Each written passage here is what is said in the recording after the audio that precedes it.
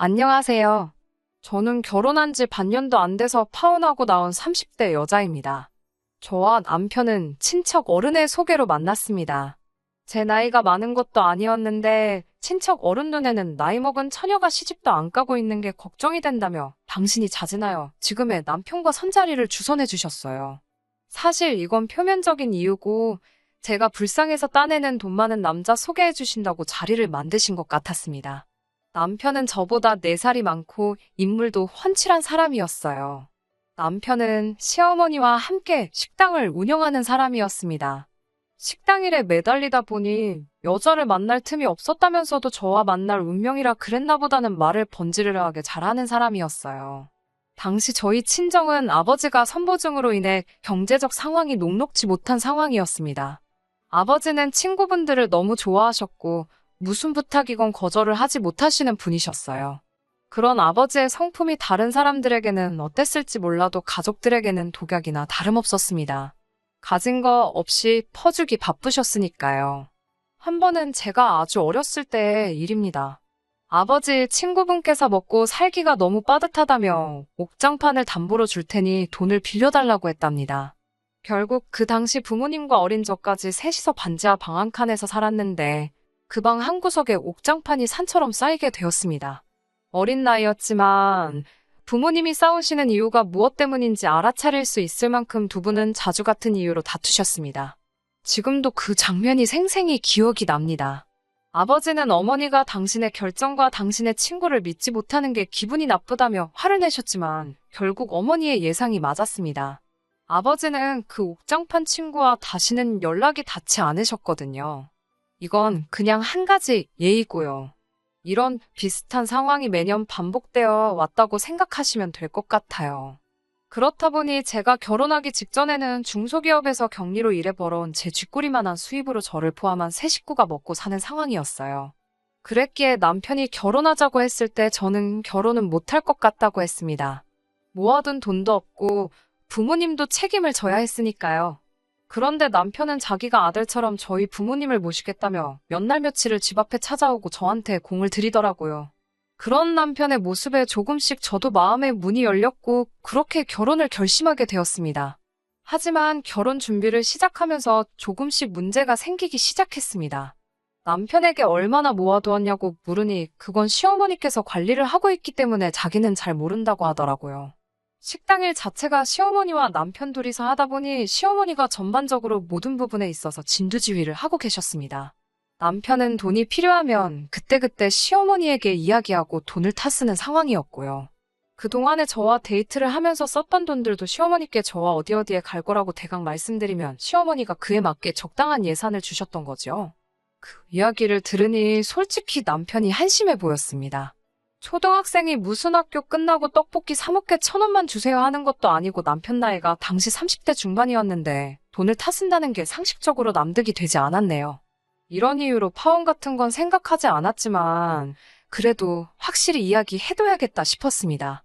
저는 남편에게 결혼하면 경제적으로 독립을 하고 싶다고 당신이 벌어오는 돈도 내가 관리하고 싶다고 했습니다. 남편은 미처 예상치 못한 이야기를 들어서 그런 건지 살짝 놀라워하는 것 같았습니다. 그리고 전 솔직히 만약에 안 된다고 하시면 파혼할 작정이었습니다. 경제관념 없는 남편과 살면 아내가 얼마나 고생인지 이미 친정어머니를 통해서 질리도록 봤는데 그 길을 제가 또 걸을 순 없었으니까요. 하지만 다행히 시어머니는 좋을 대로 하라고 하셨습니다. 돈 관리라는 게 해봤자 머리만 더 아프다며 당신도 한시름 덜고 좋다면서요. 아무튼 이런 이유로 남편이 따로 모아둔 돈은 없었고 대신 시어머니가 집을 구해주셨습니다.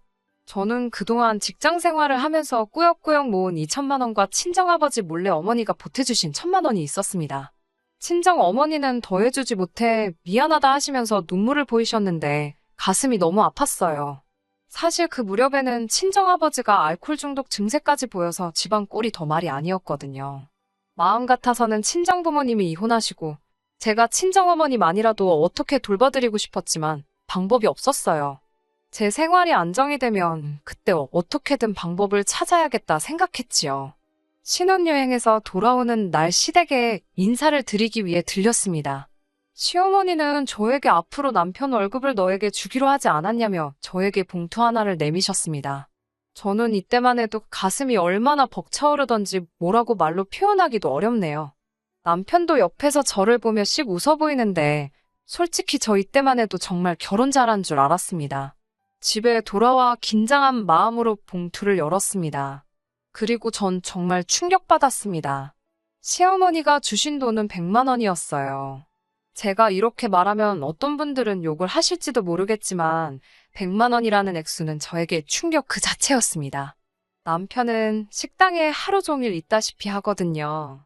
아침 8시 출근해서 집에 밤 10시나 되어 옵니다. 아니면 오후에 잠깐 들어왔다가 다시 나가서 새벽 2시에 오는 일도 숱합니다. 가게 주인이 없으면 직원들이 장난질한다고 어머니와 남편이 둘 중 한 사람은 꼭 가게에 있어야 했거든요. 기본적으로 하루에 10시간 이상 일을 하고 한 달에 딱 2번 쉬는데 고작 이만큼을 주신다니 말도 안 되는 계산이었어요. 저는 남편에게 어머님이 얼마나 주셨는지 알고 있냐고 물었습니다.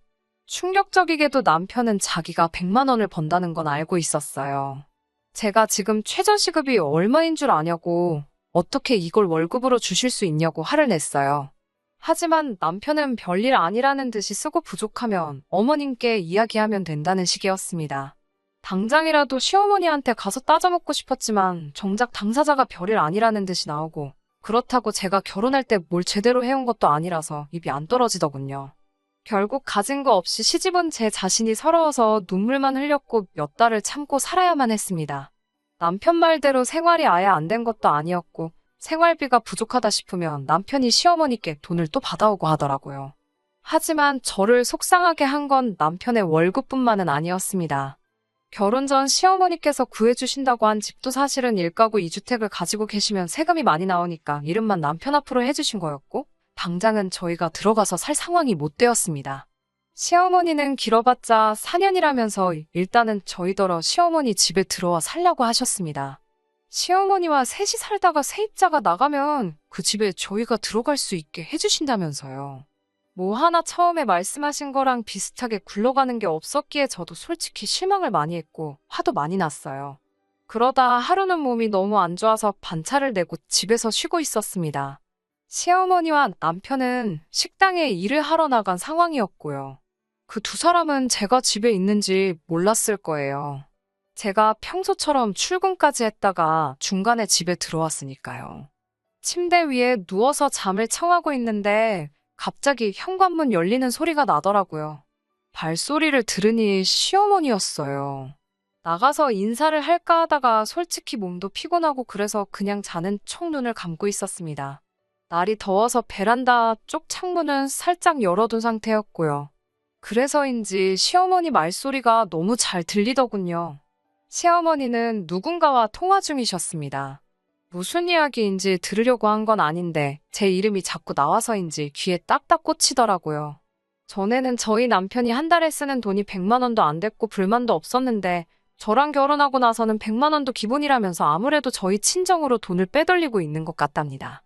듣고 있는데 너무 억울하더라고요. 남편하고 데이트할 때부터 느꼈던 거지만 정말 제대로 된 옷 한 벌이 없었어요. 식당에서 일한다는 이유로 맨날 티셔츠에 청바지만 입고 다니는 남편이 안쓰러워서 옷 몇 벌 사주느라 돈 들어갔고요.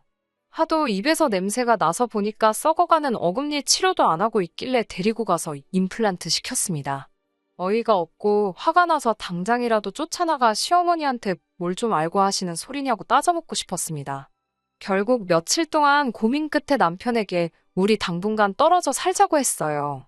남편은 갑자기 무슨 자다가 봉창 두들기는 소리냐며 왜 그러냐고 묻더라고요. 저는 시어머니가 저에 대해서 했던 말을 그대로 전달했습니다. 결혼하기 싫다는 사람한테 계속 하자고 밀어붙인 건 당신인데 내가 왜 그런 의심을 받아야 하는 거냐고 그런 분하고 한 집에서 못 산다고 했습니다. 정말 헤어짐을 각오하고 남편에게 말을 꺼냈기 때문에 못할 소리가 없었어요. 남편은 시어머니가 그런 식으로 말을 했을 리 없다면서도 일단 기다려달라고 하더군요. 확인을 해보겠다면서요. 그리고 며칠 뒤 시어머니께서 저에게 이야기 좀 하자고 하셨습니다. 시어머니는 남의 전화를 엿듣는 건 아주 못돼먹은 버릇이라고 말을 꺼내셨습니다. 곧 이어 저에게 하신다는 소리가 그렇게 당당하고 억울하면 제 월급도 당신에게 가져오라고 하시더군요. 당신이 제 돈 관리를 해주시겠다면서요. 어이가 없었죠. 어머님이 왜 제 돈 관리를 하시냐니까. 그래야 친정에 돈을 빼돌리는지 아닌지 확실히 알지 않겠냐. 누명을 벗고 싶지 않냐고 되물으시더라고요. 설령 제가 번 돈인데 친정에 좀 드리면 어떠냐 하니까 너는 이제 우리 집에 시집 왔으니 죽어서도 우리 집 귀신이 돼야 하는 거 모르냐고 하시더군요. 시어머니 나이가 이제 60이 좀 넘으셨는데 무슨 조선시대 분이랑 이야기하는 줄 알았습니다. 저는 말도 안 되는 억지 좀 쓰지 마시라고 했어요. 그러자 시어머니는 그러면 너는 네 월급 관리 네가 하고 당신은 당신 아들 그러니까 저희 남편 월급 관리를 하시겠답니다. 당신 아들이 힘들게 번 돈 처갓집으로 흘러가는 꼴 못 보신다고요. 이제서야 알겠더군요.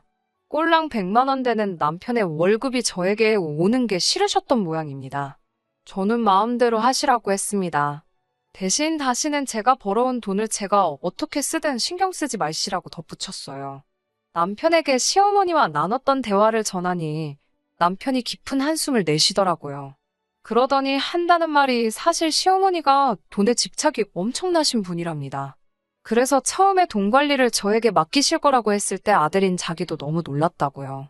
하지만 이제 보니 그렇게 이야기를 하신 이유도 아들이 저랑 결혼하고 싶어 죽으려고 하니까 일단 마지못해 알겠다 하신 거였지요. 그렇게 6개월 정도를 시어머니와 냉랭한 관계로 지냈습니다. 솔직히 저는 불편할 게 딱히 없었습니다. 저는 원래 아침 식사도 안 먹고 점심은 직장에서 먹고 저녁은 남편과 어머니가 식당에서 먹고 오니 서로 얼굴을 마주할 일도 많이 없었거든요. 그런데 시어머니는 이것도 마음에 안 드셨나 봅니다. 저더러 생활비를 내라고 하시더군요. 당신 집에서 공짜로 먹고 자고 하니까 생활비를 내랍니다. 처음에 결혼할 때 집 해주신다고 얼렁뚱땅 합가를 하게 한 건 당신이시면서 생활비를 내라는 억지를 쓰셨어요. 저는 생활비까지 내야 하면 차라리 방을 구해 나가겠다고 했습니다. 시어머니는 콧웃음을 치시면서 그럴 돈이나 있냐고 비웃으셨어요. 저는 그때부터 회사 근처 오피스텔을 샅샅이 뒤졌습니다. 시어머니의 심통과 억지를 받아내면서 살만한 큰 그릇도 못 되었고 그런 상황에서 제대로 목소리도 못 내는 남편도 꼴보기가 싫었으니까요. 그렇게 2주 가까이 지났을 무렵 정말 기적같이 제 예산에 맞는 오피스텔을 찾게 되었습니다. 결혼할 때 혼수와 예단을 하기 위해 가져온 3천만 원이 이렇게 쓰이게 될 줄은 상상도 못했지만요. 계약서에 잉크가 마르기도 전에 시집에 도착해 제 짐을 싸기 시작했습니다. 그 모습을 본 시어머니가 저더러 뭐하는 짓거리냐고 물으셨어요. 저는 생활비 낼 바엔 나간다고 하지 않았냐고 지금 나가는 거라고 했습니다. 그러자 시어머니는 시집 온 여자가 지 마음에 안 든다고 짐 싸서 나갔다는 소리는 처음 들어봤다면서 그에 비해 그 딸이라는 소리라 하더군요. 뜬금없이 왜 친정아버지 이야기를 꺼내는 건지 황당하더군요. 제가 지금 그게 무슨 말씀이냐 하니까 그런 집구석에서 보고 자란 게 없어서 제가 이 모양이랍니다. 그러면서 시어머니는 이판사판이다 싶었는지 저에게 그러셨습니다. 아들놈이 좋아 죽는다고 해서 결혼은 시켰지만 뭐 하나 마음에 드는 구석이 없답니다. 식당 며느리면 시간 날 때마다 나와서 카운터 보고 설거지하고 그런 게 있어야 되는데 꼴 같지도 않은 직장 다닌다고 아침에 차려입고 나가는 것도 마음에 안 든다고요. 그 밖에도 여러 가지 이야기를 하셨는데 전부 다 억지고 혼자만의 상상이시라 하나하나 대꾸할 가치도 느껴지지 않았습니다. 결국 저는 남편에게 다시 한번 헤어지자고 말했습니다. 시어머니가 했던 말을 또 전달을 했어요. 들으시는 분들도 이 레파토리가 지겨우시겠지만 직접 겪은 저야말로 노이로제가 걸릴 만큼 지긋지긋했습니다. 남편은 그제서야 숨겨진 과거 이야기를 해주더라고요. 시아버지가 살아 계실 적 그렇게 생활비 가지고 시어머니 숨통을 조였답니다.